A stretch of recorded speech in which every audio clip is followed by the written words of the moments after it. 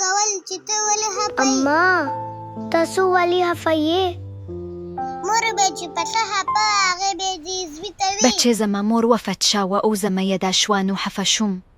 د زوی مور ته ووې د ناني قبر کم ځای دی، راځه چې لاړ شو وله.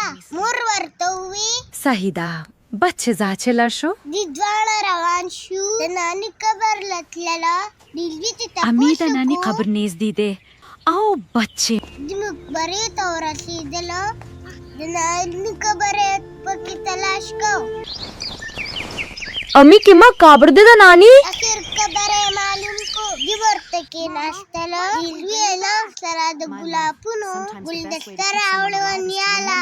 هغه یې نیا ته کېښودله دا پولکیدا د نانې قبر دی. او ډېر زیات خفه و. یا الله. دنیا لپاره یې ډېرې آمین ماما. دعاګانې Please وکړې. let him be in دغې Jannah. مقبرې ته یو بله مشره تاسو څه ښځه کوئ راغله. دلته؟ ځینې یې تپوس وکړو چې تاسو څه کوئ. دوی ورته وویل موږ د ناني قبر له راغلي یو. او چې دوی د ابۍ نه تپوس وکړو، ابۍ په چغو چغو په ژړا شوه او دوی ته یې کیسه شروع کړه.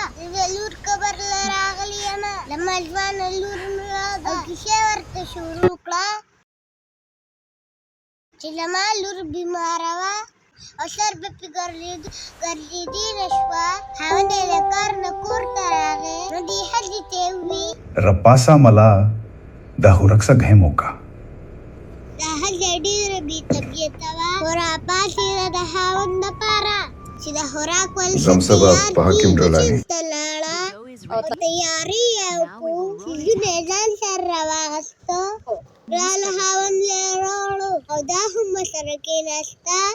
دې ته پته نه وه، خو خاوند یې ورته غوسه و. دې ښځې ته یې وویل چې له ما څه کار روزګار نشته. د مورا پلار نبرها واهلا شبا.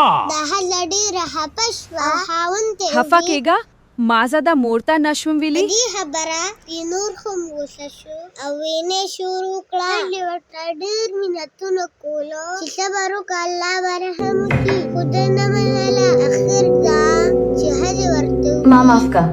او دا ترې روانه شوه چې دا تله په ځمکه را پرېوته. طبیعت یې خراب شو. ده بیا امبولانس والو ته وویل ښه راله. امبولانس کې هسپتال ته وړه او ډېره سیریس وه. शबाट तवरों की मरीज है ना दे. د سړي بیا وروسته ډېر غم و. په نرس یا ډاکټره به روان ته راوته نو ده به ترې زر تپوس کو. गुलाड़ी टीक दा माशूम आ गुलाली दोबारा हाना दे. ऑपरेशन कोल पकड़ दे मारिज हाना दे. या अल्लाह रामो की सबा केगी. دی بیا ډېر خفه و. هسپتال کې تاوېدو را تاوېدو خو څه یې کولی نه شو. تر دې پورې چې ډاکټر یې ورته وویل چې د خیر دعا کوه، دواړه سیریس دي. ډېر خفه او غمګین شو چې څومره پیسې پې لګي نو څه پروا نشته، لګو مه پې، خو چې ګلالی بچ شي. خو هغوی دواړه بچ نه شو. الله دې وباهي. په دې کیسه د ریحان مور خفه شو. د ریحان مور هغې ابۍ له تسلي ورکړه چې خفه کېږه مه، الله به هغې له جنتونه ورکړي. او دې د لور قبر سره کېنوله او ریحان مور یې دې دواړه لاړله. دې ابۍ دې دواړو ته ډېره دوا وکړه خو له خپل لور قبر ته ناسته وه او دوا یې ورته کوله. ریحان او مور له په لاره تلله ډېر ټکي شو، په یو ځای کې اوبه نه وې او ریحان او مور یې سوچ وکړو چې په دې لاره کې د اوبو ډېر ضرورت دی.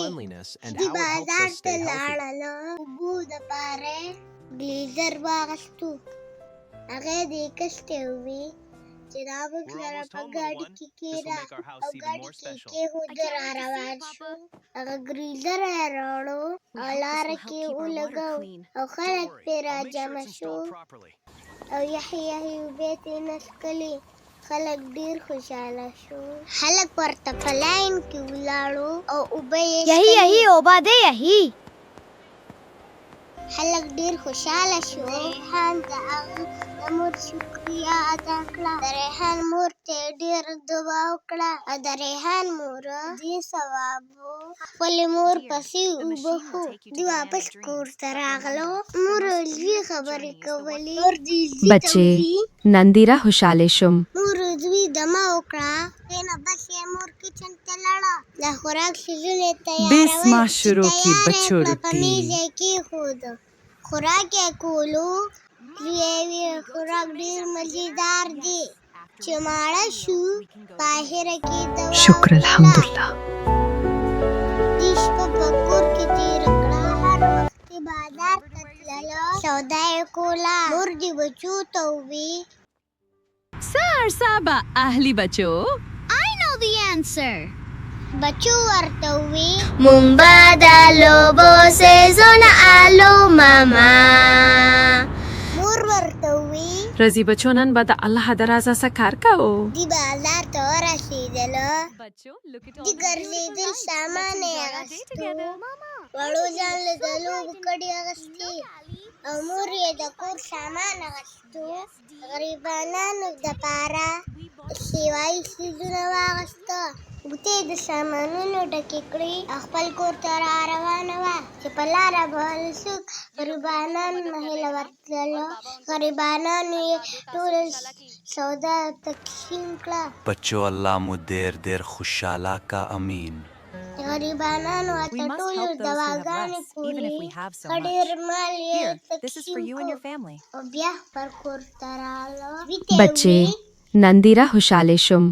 دا شان روزانه د غریبانو مدد به یې کولو او دعاګانې به یې اخیستلې. زوی ته یې ویل که زه مړه شومه نو خو ته د غریبو خلکو سره مدد کې. دوی له الله ډېر مال ورکړی و خو زړه یې ما سره غټ ورکړی و. دې کې موږ ته دا سبق دی چې د غریبو مدد کولو باندې الله ډېر اجر ورکوي. تاسو دا ویډیو ښه شوي چینل سبسکرایب کړئ. Thanks for watching. Allah